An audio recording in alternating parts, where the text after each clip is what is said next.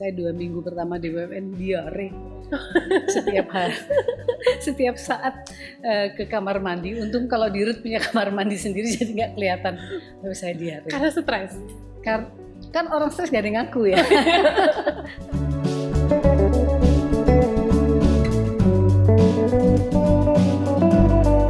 Selamat siang Sobat Bisnis. Hari ini kita akan berbincang-bincang lagi dengan Ibu Ira Puspadewi. Pasti banyak yang sudah tahu siapa Ibu Ira Puspadewi. Ibu Ira Puspadewi ini adalah Direktur Utama PT ASDP Indonesia Ferry. Jadi biasanya lebih disingkat, lebih dikenal dengan PT ASDP. Saya sudah bersama Ibu Ira di samping saya, ini di kantor di Kelapa Gading.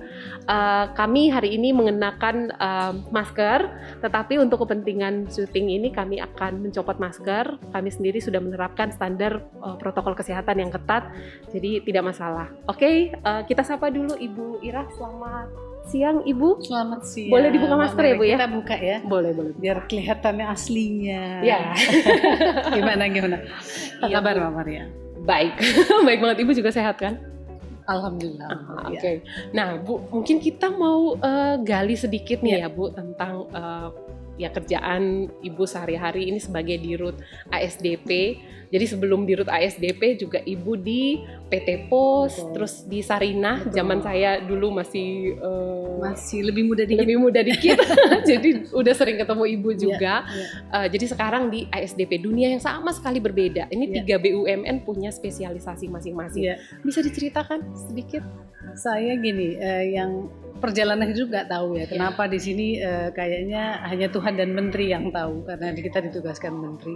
Tapi kalau saya ngeliat gini, saya paling lama adalah berada di perusahaan specialty retailer.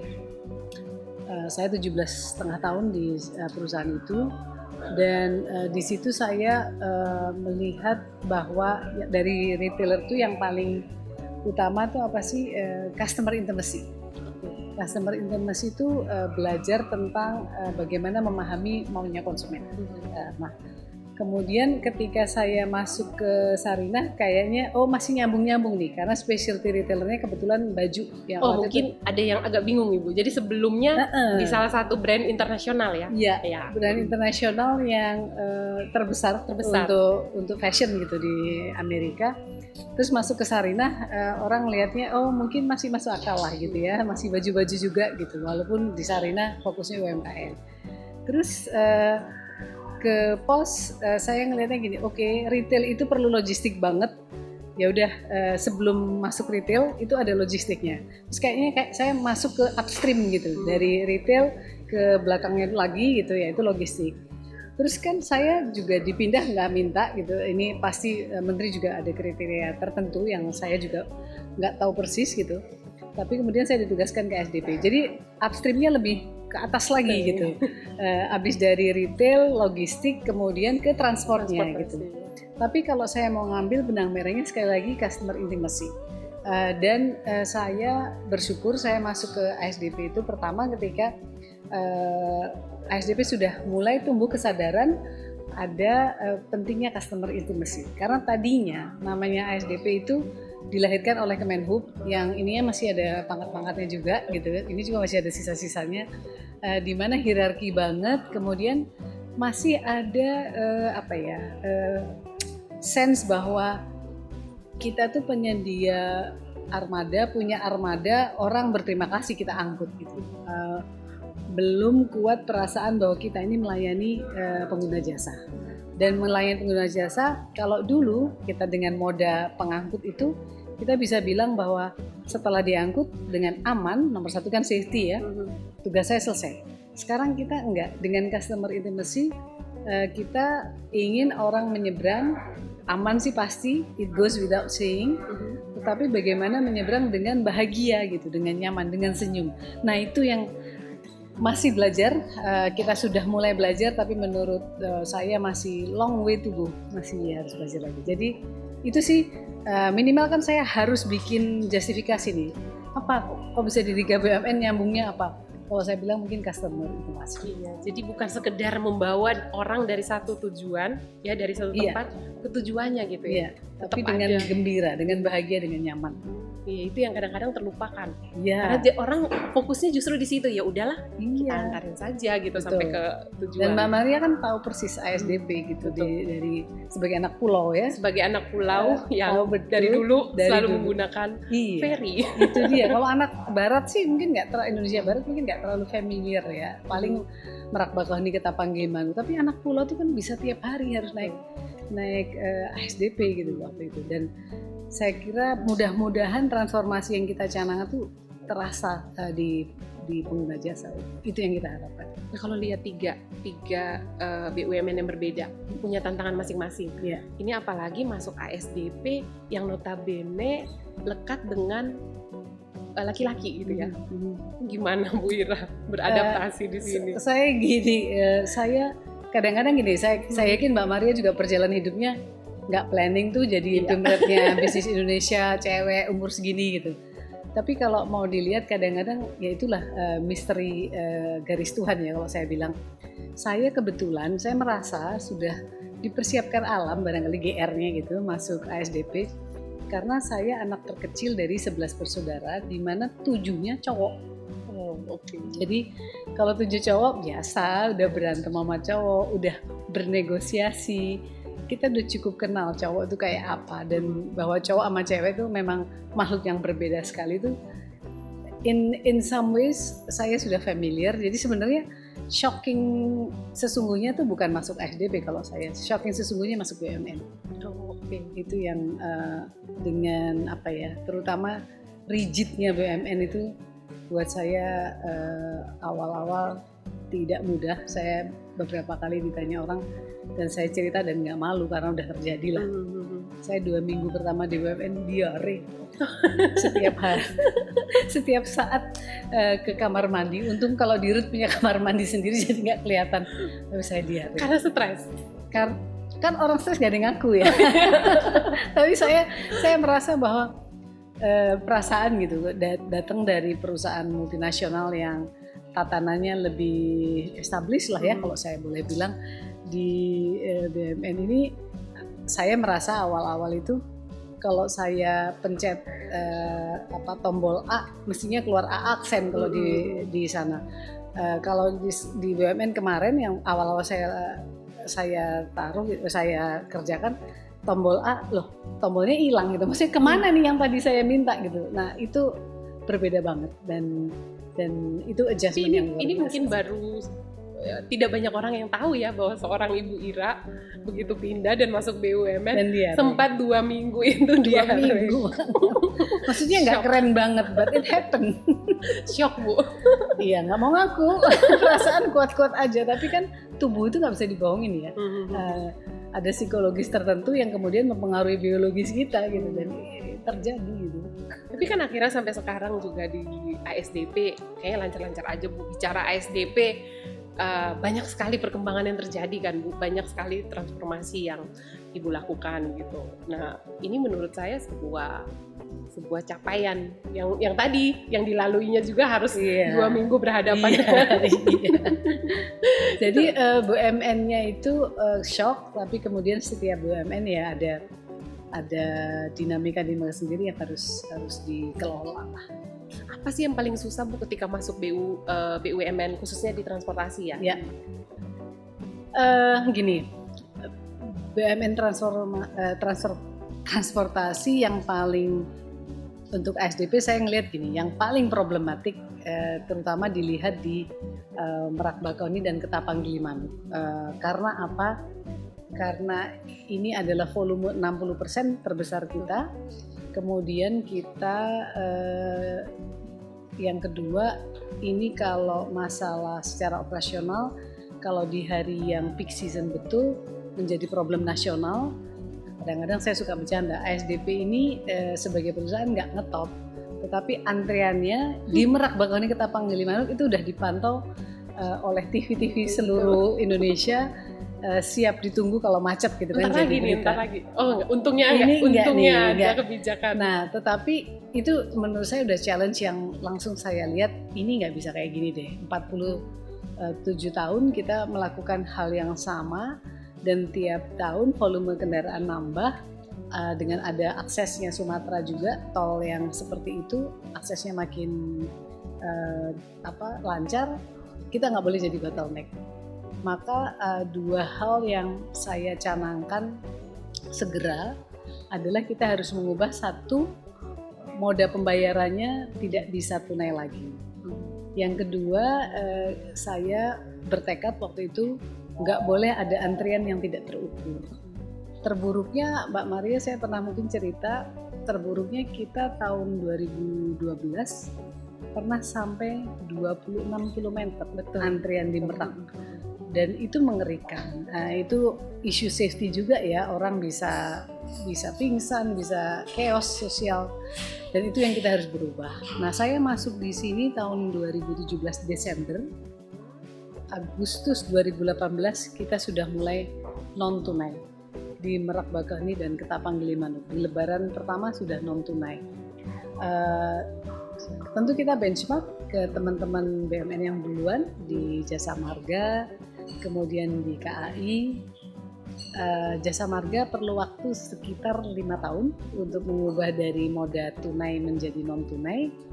Terus KAI juga mengingatkan kepada kita kalau mau mengubah pola operasi harus dengan cara yang tidak tidak di waktu peak, yang kedua tidak di unit yang besar. Dan kita lakukannya exactly the opposite. Kita melakukannya pas Lebaran dan kita melakukannya di unit terbesar.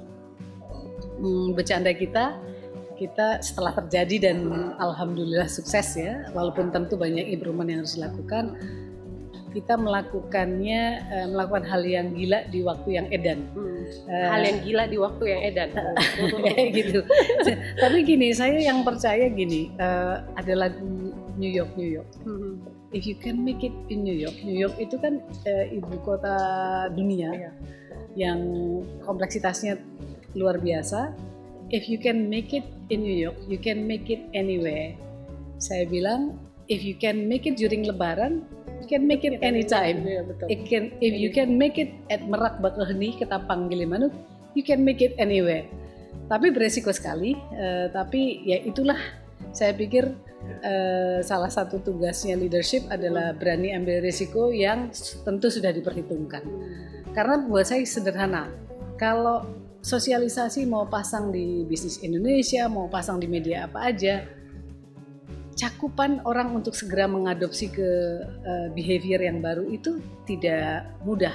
Tapi kalau on the spot di tempat itu mereka udah merasakan pain-nya dengan antrian gitu ya, mereka langsung berubah. Nah, jadi kalau saya bilang revolusi bukan evolusinya, tapi perubahannya dari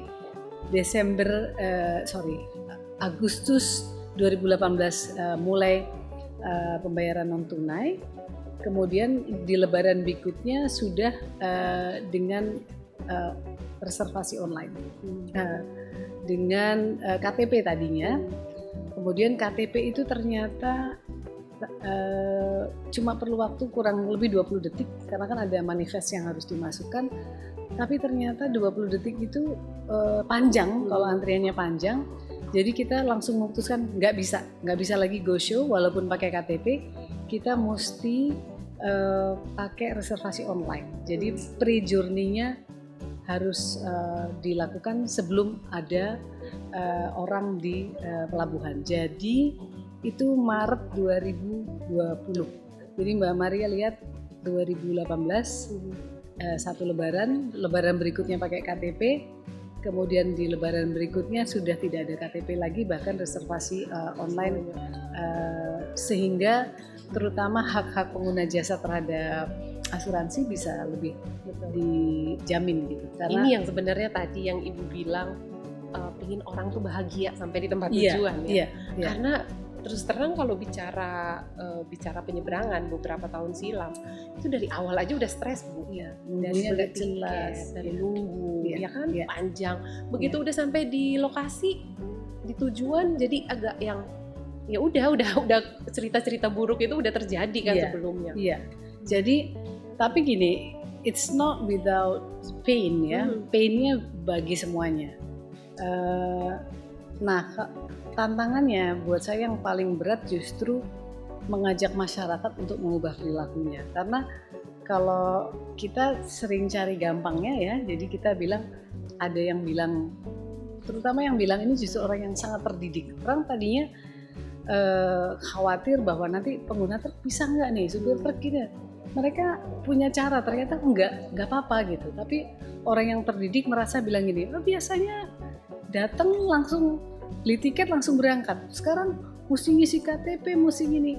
Jadi apa ya, kemapanan yang tidak benar itu lebih ingin dikukuhkan gitu loh. Padahal it's okay kalau tidak peak season yang kayak gitu. Tapi kalau peak season, Anda siap antri puluhan kilometer dengan tanpa kepastian kapan berangkatnya. Nah, sekarang dengan berjadwal, dengan bisa reservasi sambil tiduran gitu, ya itu jauh lebih nyaman sebetulnya. Nah, saya selalu bilang bahwa ASDP ini kan setahunnya menyeberangkan 49 juta orang seluruh Indonesia. Kalau kita bisa ngajak seluruh pengguna ASDP itu untuk mengubah sama-sama perilakunya yang menjadi lebih baik buat semuanya secara kolektif, kita berharap sebenarnya kita cukup menyumbang untuk sama-sama mengedukasi masyarakat Indonesia.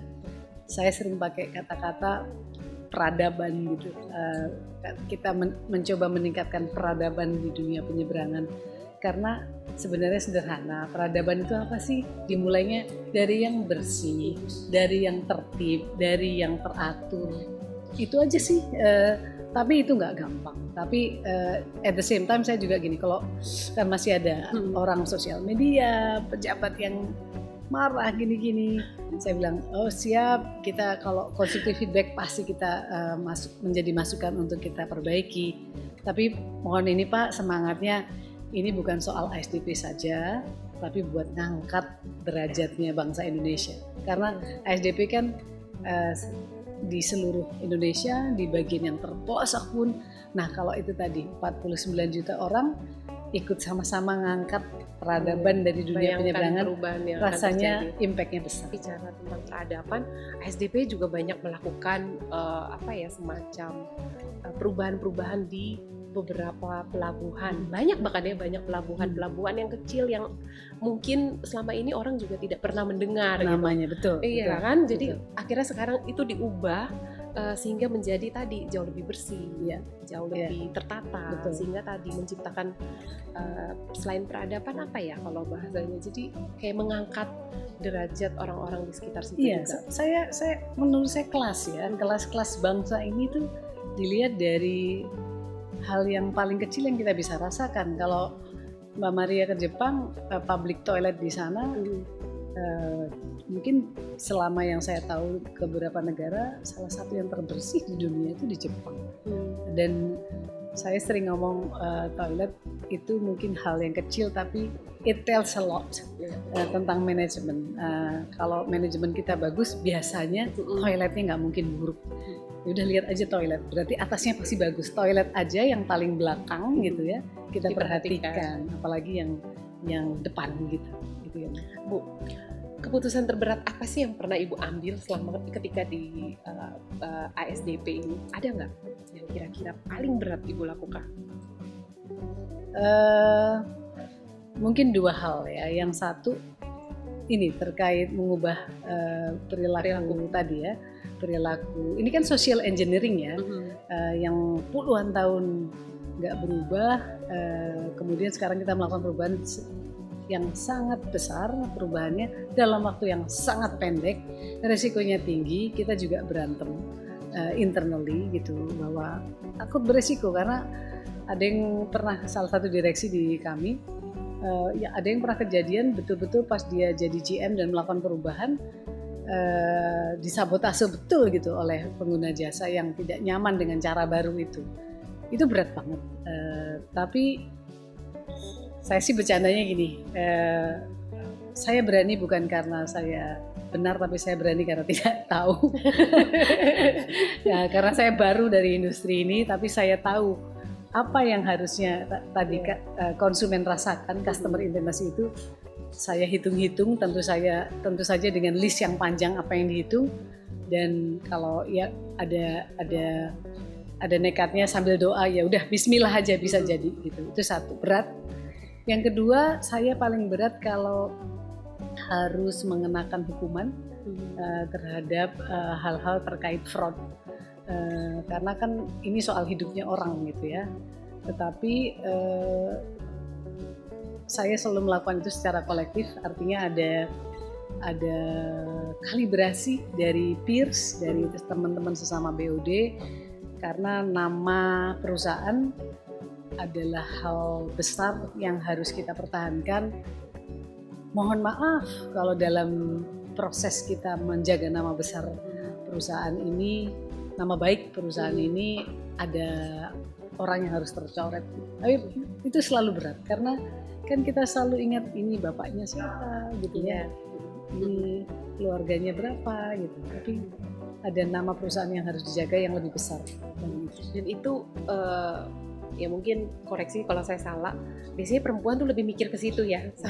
Saya gini, itu benar Mbak Maria, waktu cerita soal Merak nih ya, itu ada sekitar 700 orang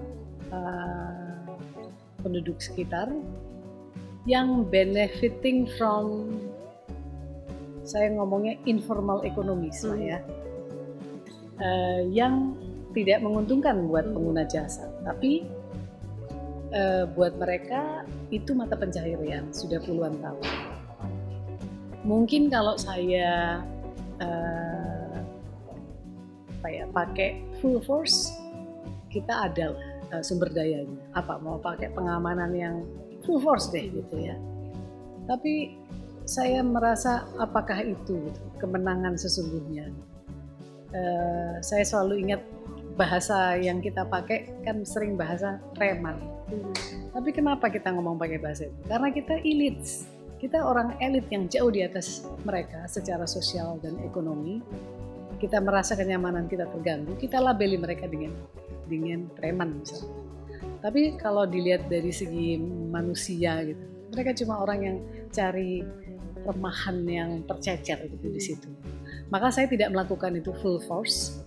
Pendisiplinan ada, tapi yang saya senang ada beberapa tren gitu, di mana teman-teman yang tadinya benefiting dari remahan itu, mereka masuk sektor formal. Mereka masuk menjadi agen laku pandainya bank. Jadi kan tidak semua pengguna jasa juga langsung nyaman suruh reservasi sendiri ya. Jadi dia menggunakan jasanya teman-teman ini, tapi dengan cara yang formal, dengan fee yang terukur gitu. Saya merasa itu jalan yang lebih manusiawi. Dan menurut saya itu ya semua orang pasti mau jadi formal Bu, mungkin karena kondisi kan. Betul. Mereka akhirnya melakukannya ya cara-cara informal. Iya. Jadi saya bilang keberkahan itu didapat kalau kita, saya pikir mikir sampai yang kayak gitu. Keberkahan buat perusahaan ya gitu. Kalau mau menang-menangan bisa, kita korporasi bisa menang. Tapi apakah kemenangan jenis itu yang kita harapkan? Nah, kedepannya saya berharap bahwa dia masuk ke sistem gitu. Terus yang lainnya lagi nanti ya secara alami, orang-orang yang sekarang mungkin masih belum nyaman dengan harus reservasi sendiri, itu lama-lama akan nyaman. Kita ingatlah masih mungkin 5 tahun lalu masih banyak travel bureau tiket pesawat ya, tapi sekarang kan udah nggak ada. Semua orang udah pakai online semua. Saya kira kita akan menuju ke sana, dan mudah-mudahan in the meantime teman-teman yang masih harus transisional ini juga menemukan mata pencarian yang lain, dimana kalau kami juga imbangi dengan keluarganya, misalnya istri-istrinya kita latih dengan mata pencarian baru. Kayak gitu deh. Saya kalau boleh dilihat boleh milih itu, pendekatannya pendekatan postmodern, bukan pendekatan modern. Kalau modern tuh apa yang tidak efisien kan dipotong. Kalau postmodern kan koreksi terhadap hal-hal yang kurang baik efeknya di modernisme kan. Kalau boleh saya memilih pendekatannya postmodern. Ya kalau lihat tadi apa yang Ibu lakukan, terus tadi termasuk pendekatan-pendekatan yang Ibu gunakan, sebenarnya boleh bagi sedikit nggak sih Bu? Nilai apa sih yang selalu Ibu pegang dalam menjalankan tugas Ibu? Nilai apa ya? Tapi gini, mungkin empati ya. Saya dibesarkan dari 11 bersaudara tadi. Ayah saya meninggal saya umur 7 tahun. Jadi ibu saya single mother. Saya belum lahir, tapi tahun 65, setelah 65-an tuh semua orang kecuali yang super kaya tuh kesulitan lah orang Indonesia. Saya kira Mbak Maria juga mungkin cerita dari kakek apa ya. Tapi ibu saya pernah cerita sama kakak saya bahwa ibu saya pernah cuma punya beras 1 kilo. Waktu itu mau masak. Ternyata ada tetangganya yang mengetuk mau pinjem beras katanya. Terus ibu saya kasih berasnya 1/2 kilo. Terus ibu saya jadi mau masak nasi, jadi masak bubur.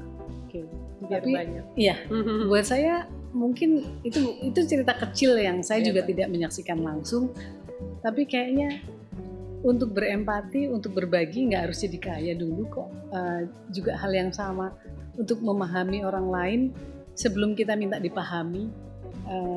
Kalau kayak gitu rasanya semua yang berat bisa diringankan. Saya bukan bilang bahwa semuanya jadi ringan, tapi we can lighten ya, meringankan, bukan jadi ringan gitu enggak ya.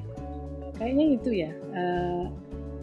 Try to understand others before you are asking to be understood. Barangkali. Ini pelajaran yang benar-benar buat kami juga harus ya memang harus seperti itu ya Bu. Kadang-kadang kita mau dimengerti tapi kita nggak pernah mau mengerti orang lain. Iya. Saya juga sih masih belajar, cuman kalau itu ada di kepala kita kan ya selalu teringatkan lagi. Selalu ingat. Punya kisah seperti itu kan penting juga ya Bu ya. Kita jadi ada semacam acuan gitu. Betul. Nah kalau bicara tentang keluarga tadi karena Ibu udah nyinggung keluarga, dengan pekerjaan yang berat seperti ini bagaimana Ibu membagi waktu? Iya, gini, saya suka bercanda gini. Ini saya senang pertanyaannya soal membagi waktu. Karena kalau gini, kalau eksekutif perempuan tuh sebenarnya bagaimana membagi antara karir dan keluarga. Saya nggak mau nanya itu. Emang cowok enggak deh gitu ya. Agak ini kan kita tuh agak seksis gitu society-nya. Menurut saya salah satu hal yang harus diputuskan oleh perempuan adalah bagaimana dia membangun ekosistem support ya.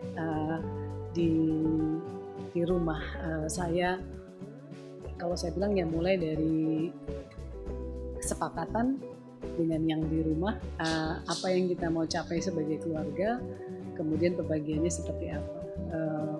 Kemudian yang lain lagi ketika anak-anak kecil, saya tahu sekarang lebih sulit ya cari asisten rumah tangga yang reliable. Kalau saya sangat beruntung, asisten rumah tangga saya selalu puluhan tahun gitu. Kalau sekarang tuh, tapi zaman itu kan nggak ada gadget. Sekarang nih ada. Dulu paling sinetron. Jadi, tapi gini, saya ingin kalau share sama keluarga muda gitu ya. Kadang-kadang kita juga cynical loh, ngomongnya bilang, ntar jadi anak pembantu. So what? Pembantu itu bagian dari keluarga saya. Ketika kita sayang sama asisten rumah tangga itu, dia sayang sama anak kita juga sama menurut saya. Jadi apa artinya jadi di konteks saya gitu, waktu siang memang sama asisten rumah tangga, zaman itu anak saya selalu nonton Rhoma Irama, sinetron yang ada bukan sinetron, film-filmnya Rhoma Irama, jadi dia hafal lagu-lagunya Rhoma. So what's wrong with that, ya kan? Terus dia juga nonton film-film Hong Kong waktu itu, apa ya yang ada film apa sih kayak semacam Dracula-nya Hong Kong yang pakai ini kuning gitu, vampir yang gitu. Tapi so what damage gitu? Enggak juga gitu. Selama menurut saya value keluarga ini kita tekankan gitu.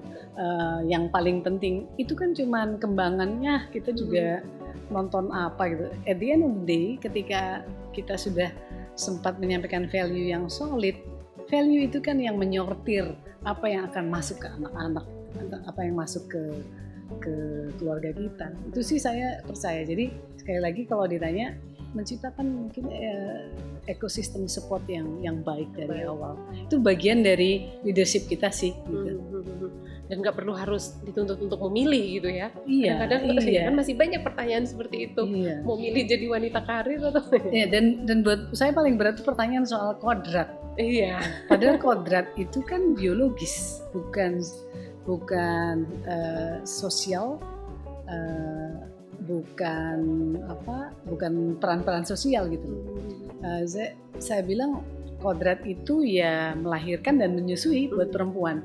Itu yang tidak bisa dipertukarkan. Tetapi kalau mendidik anak, mencari nafkah, itu bisa gitu dibagi gitu. Itu yang long way to go lah buat perempuan. Saya pikir Mbak Maria juga ngerasain. Sangat. Iya. Terus masih bisa jalanin hobi, Bu? Saya hobinya, kata anak-anak hobi saya kerja. Oh gitu. Susah nih kalau hobinya kerja. Tapi saya gini, hobi itu apa sih yang menyenangkan gitu ya? Buat saya menyenangkan itu jalan outdoor. Itu aja sih. Gitu. Kalau saya ke daerah, saya cenderung pergi ke pasar tradisional. Karena buat saya pasar tradisional itu melting pot, ngelihat real life ya, di pasar. Itu aja, saya paling sering di pasar. Di pasar. Tapi juga saya sedikit banyak bertanya lah ke beberapa orang yang kenal sama Bu Ira, dan juga melihat-lihat beberapa riset di berita-berita itu juga Ibu tuh santai banget. Jadi misalnya kalau ada kunjungan keluar gitu, di mana ada tempat yang Ibu bisa tidur, Ibu tidur. Iya sih. Katanya seperti itu. Benar nggak, Bu? Iya, termasuk di mobil saya gampang sekali tidur. Gampang tidur. Ada orang yang susah banget kan tidur. Saya gampang banget. Jadi maksudnya nggak yang jauh dari tipikal yang harus. Oh, sama sekali enggak. Harus benar-benar protokol enggak ya? Dalam beberapa perjalanan saya kalau bisa sendiri, saya sendiri. Karena menurut saya liberating banget ya. Apalagi sekarang ada masker, tidak dikenal sama sekali, anonimus, terus kita roaming around gitu.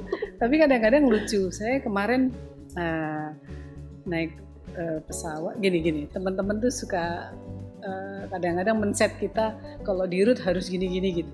Saya bilang udah sendiri. Saya seneng deh mau masuk airport. Ternyata mereka meng-hire seseorang yang mengawal saya sampai VIP. Waduh, ya udahlah. Ini kan orang harus ada kerjaannya. Kalau saya bilang nggak usah, kecewa juga. Ya udah, saya masuk ruang VIP. Dia kaget. Ibu sendiri? Iya. Kirain ada rombongan. Enggak, sendiri. Udah sendiri. Saya pakai masker. Terus ada rombongan besar pejabat lah gitu.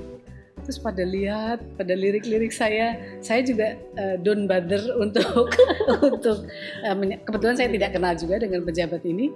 Terus kayak gini, siapa ini perempuan yang bajunya juga nggak keren gitu kan, pakai sneakers gitu kan. Tapi saya menikmati itu liberating banget ya. Betul. Menjadi diri sendiri aja gitu, dan orang nggak tahu siapa saya. Jadi diri sendiri itu kunci sih. Jadi kita juga nyaman gitu kan. Iya. Nih Bu, kalau lihat Ibu kan juga udah pergi kemana-mana nih ya. Di seluruh Indonesia yang ada wilayah pelabuhannya ASDP pasti sudah dong Bu. Ada yang belum, tapi sebagian besar sudah. Nah, mungkin dalam perjalanan itu Ibu ada nggak pengalaman yang benar-benar menyentuh hati Ibu Ira? Ada. Saya ketika menyentuh hati, ada yang melankolik, ada yang lucu ya. Kalau yang lucu, yang lucu dulu. Yang lucu ada opung. Merasa pelayanannya kurang bagus. Terus saya pas ada di lapangan, saya mencoba mendengarkan, tapi opung ini marah-marah banget. Suaranya keras, bentak-bentak saya nggak tahan juga. Terus suara saya udah mulai meninggi. Terus saya ditarik sama Korsek. Aduh, jangan sampai nih Dirut marah-marah viral nanti kayak gitu. Tapi ternyata saya bilang gini, oke, ada orang yang kerjanya bagus sebagai customer service, saya mungkin lebih baik jadi CEO aja. Jadi kayak cocok. self realization, oh nggak cocok saya di sini, nggak cocok. Itu yang lucu. Iya. Yang menyentuh, yang melankolik. Ya, yang menyentuh saya lihat sendiri ketika orang mau menyeberang dari Merak ke Bakauheni yang reguler, waktu itu masih untuk pokoknya murah sekali, di bawah 8.000, sekitar 8.000 saat itu tiketnya buat anak-anak. Ada seorang ibu, dia kan manifest kan, kita daftar gitu. Terus ibu dengan siapa? Sendiri. Kebetulan ibu itu pakai baju longgar. Terus ternyata pas dia ngomong sendiri, ada kepala kecil keluar dari roknya. Anak umur mungkin 5 tahunan. Anaknya dipukul sama ibu itu. Enggak, mungkin. Ternyata dia tidak sendiri. Dia mau nggak bayar. Ongkosnya cuma kurang dari 10.000 untuk anak. Saya cuma sedih dengan bilang, wow, kita itu melayani masyarakat seperti ini. Dan kalau ngomong kriminal, dia mungkin melakukan sebuah kriminalitas karena kan mau menyelundupkan penumpang. Tapi buat saya, saya nampol gitu ya di muka saya ini, rakyat bener kalau dia punya uang 10.000 dia nggak perlu bohong sama kita. Akhirnya dibayarin sama teman-teman lah waktu itu. Cuman yang seperti itu yang membuat saya makin bertekad. Mbak Maria, saya pernah share, kita ada 3 purpose of life. Betul. Ada personal purpose, ada professional purpose, ada noble purpose. Ini bagian dari yang kita lakukan tiap hari itu creating noble purpose kok.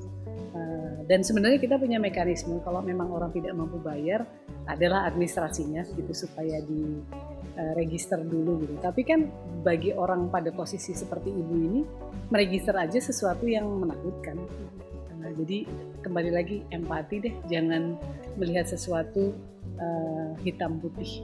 Ada ungkapan kan di keadaan seperti itu, it is more important to be kind than to be right. Yang kind itu mungkin nggak right, tapi kayaknya lebih penting menjadi kind saat itu. Ini mungkin kalau saya boleh simpulkan, justru di ASDP ini ya Ibu lebih merasa dekat lihat real life. Karena kalau di transportasi lain, taruhlah udara, kita tahu bahwa pengguna transportasi udara kan orang-orang dengan kelas lain. Ini benar-benar langsung lihat gitu. Ternyata berhadapan dengan orang-orang. Jadi itu juga yang bikin semangat. Namanya kerja, ada pressure yang tidak mudah. Tapi kalau ingat ada noble purpose, apa lah, bisa gitu. Itu yang juga saya kalau bicara tentang Bu Ira, saya selalu ingat itu 3 tujuan. Jadi selalu ingat begitu bangun pagi, yang justru jadi concern saya tuh adalah hari ini saya mau menciptakan noble purpose apa gitu kan. Itu yang. Itu kalau kayak gitu kayaknya semua tantangan ya worth going through. Nggak apa-apa gitu. Kita kok jadi agak melo. Makin sore makin melo. 2 pertanyaan terakhir Bu. Yang pertama, kan sebentar lagi mau IPO ASDP. Nah, mungkin Ibu bisa bagi cerita sedikit tentang persiapan menuju IPO. IPO kita insya Allah akan launch-nya di quarter 1 2022. Kemudian kita kenapa? Ada 2 hal ya. Yang pertama ada kebutuhan kita investasi yang cukup besar, di mana sebagian dananya kita berharap dari IPO karena itu adalah pendanaan yang paling efisien dibandingkan modal yang lain. Tapi yang kedua juga tidak kalah pentingnya dari itu, kita ingin naikin kelasnya ASDP. Kita tahu what it takes to be a public company itu banyak banget. Itu kayak ngajarin kita untuk berbenah dari hal yang paling mendasar sampai ke hal yang seperti yang kelihatan di permukaan seperti komunikasi ke publik misalnya. Nah, kita ingin jadi itu. Kita ingin tahun ini kita canangkan ASDP Going World Class dalam konteks itu. Jadi dana satu hal, tapi yang lain emang kita ingin naik kelas. Oke. Semoga rencana itu berhasil. Walaupun situasinya, kita berharap sih akhir tahun ini udah mulai mulai pulih sehingga di tahun depan segala rencana-rencana di pasar modal terutama itu bisa. Kita ingin tahun ini tuh kita bahasakan ASDP readiness. Tahun depannya kita lihat market readiness. Karena itu kan harus ketemu ya. Harus di dalam dulu yang harus di dalam dulu. Walaupun kalau kita ngobrol dengan investor lah dari termasuk investor internasional, kemungkinan memang bisa naiknya minat terhadap pasar modal itu di tahun depanan pas karena COVID insya Allah mudah-mudahan doa semua membaik, tapi sebenarnya sektor realnya belum 100% pulih sehingga sektor di pasar modal mungkin lebih menjanjikan gitu bagi investor. Itu harapannya karena kita ngobrol dengan beberapa juga. Oke. Yang terakhir Bu, sebagai leader perempuan, kira-kira apa pesan yang ingin disampaikan untuk perempuan-perempuan di luar sana? Saya kalau boleh mengajak, ini buat saya juga jadi pembelajar sejati aja. Pembelajar kan artinya apa? Kita selalu terbuka dengan apapun yang berkembang, terbuka dengan yang baru, terbuka dengan mendengarkan orang lain juga, terutama pengguna jasa kalau kita pemberi jasa. Oke. Itu aja? Ya. Oke, akhirnya kita sampai di penghujung acara. Ini seneng banget sebenarnya kalau nggak dibatasi waktu, Bu. Ini bisa panjang banget, tapi saya tahu Ibu juga setelah ini ada acara ya. Ada acara yang tidak bisa diganggu juga. Jadi kita akhiri di sini saja. Sobat bisnis yang ada di rumah, demikian perbincangan dengan Ibu Ira Puspadewi. Banyak sekali nilai-nilai yang tadi kita sudah dengarkan. Saya tidak ingin menyimpulkan, tetapi pasti sobat bisnis di luar sana juga sudah mendengarkan semua obrolan kami pada sore hari ini. Kami juga akan buat Ibu Ira sendiri kita doakan semoga sukses selalu. Amin. Dan rencana IPO ASDP pada tahun depan kuartal 1 bisa berjalan dengan lancar. Demikian obrolan kita dari siang sampai sore hari ini. Kita ketemu di lain kesempatan. Terima kasih Ibu. Terima kasih banyak.